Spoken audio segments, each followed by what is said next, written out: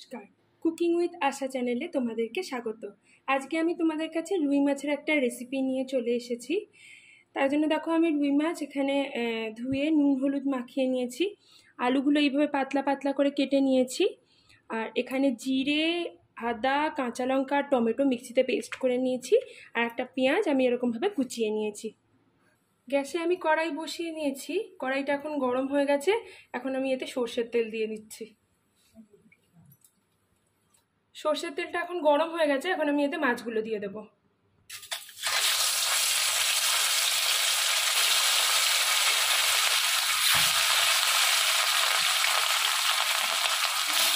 মাছগুলো আমি উল্টে পাল্টে ভেজে নেব। নমস্কার, কুকিং উইথ আশা চ্যানেলে তোমাদেরকে স্বাগত। আজকে আমি তোমাদের কাছে রুই মাছের একটা রেসিপি নিয়ে চলে এসেছি। তার জন্য দেখো আমি রুই মাছ এখানে ধুয়ে নুন হলুদ মাখিয়ে নিয়েছি। আলুগুলো এইভাবে পাতলা পাতলা করে কেটে নিয়েছি। আর এখানে জিরে, আদা, কাঁচা লঙ্কা আর টমেটো মিক্সিতে পেস্ট করে নিয়েছি। আর একটা পেঁয়াজ আমি এরকমভাবে কুচিয়ে নিয়েছি। গ্যাসে আমি কড়াই বসিয়ে নিয়েছি। কড়াইটা এখন গরম হয়ে গেছে। এখন আমি এতে সর্ষের তেল দিয়ে দিচ্ছি। সর্ষের তেলটা এখন গরম হয়ে গেছে। এখন আমি এতে মাছগুলো দিয়ে দেব।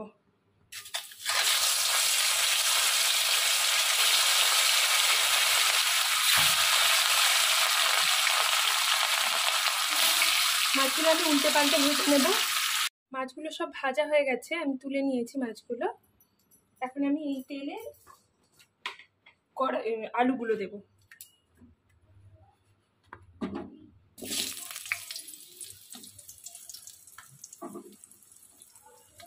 আলুগুলো দিয়ে আমি এর মধ্যে একটু নুন দিয়ে দেব আর অল্প একটু হলুদ দিয়ে দেব। নাড়াচাড়া করে মিশিয়ে দেব। মিশিয়ে দিয়ে গ্যাসের ফ্লেমটা কমিয়ে রেখে আমি একটা ঢাকা দিয়ে দেবো।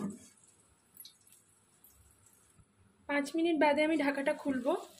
আলুগুলো দেখো এমন প্রসেসে করেছি এভাবে ঢাকা দিয়ে, যাতে আলুগুলো সেদ্ধও হয় আবার ভাজাও হয়ে যায়। আলুগুলো এখন আমি তুলে নেব। এবার এই তেলে আমি প্রথমে একটু জিরে ফোড়ন দিয়ে নেব। তারপর আমি পেঁয়াজগুলো দিয়ে দেবো।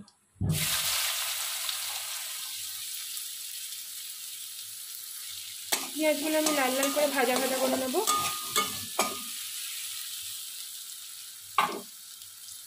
পেঁয়াজটা এখন ভালো করে ভাজা হয়ে গেছে। এখন আমি এই যে আদা, টমেটো, জিরে দিয়ে একটা কাঁচা লঙ্কা দিয়ে একটা পেস্ট করে নিয়েছিলাম, এর মধ্যে হলুদ আর পরিমাণ মতো নুন দিয়ে দিয়েছি। এবার এটা দিয়ে দেবো। এটা ভালো করে কষিয়ে নেব।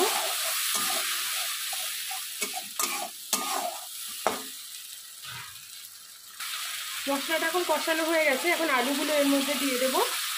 আলু দিয়ে একটু নাড়াচাড়া করে আমি জল দিয়ে দেবো।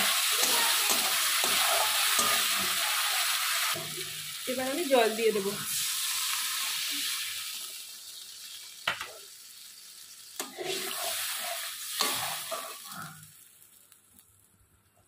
মাছের ঝোলটা এখন ফুটে গেছে। এখন এর মধ্যে মাছ ভাজাগুলো দিয়ে দেবো। মাছ ভাজাগুলো দিয়ে 1 মিনিট মতন ফোটাবো। মাছের ঝোলটা 1 মিনিট মতো ফুটে গেছে। এবার আমি গ্যাসের ফ্লেমটা বন্ধ করে দেবো। হয়ে গেছে আমার মাছের ঝোল। তোমরাও কিন্তু এই প্রসেসে অবশ্যই ট্রাই করো। এটা খেতে কিন্তু অসাধারণ হয়। আর কেমন হয় আমাকে জানিও। আমাকে লাইক, কমেন্ট, শেয়ার করো। আর আমার চ্যানেলটাকে সাবস্ক্রাইব করো। আর বেল আইকনটাও কিন্তু প্রেস করতে ভুলো না আমার নিত্য নতুন রেসিপির আপডেট পাওয়ার জন্য। ধন্যবাদ।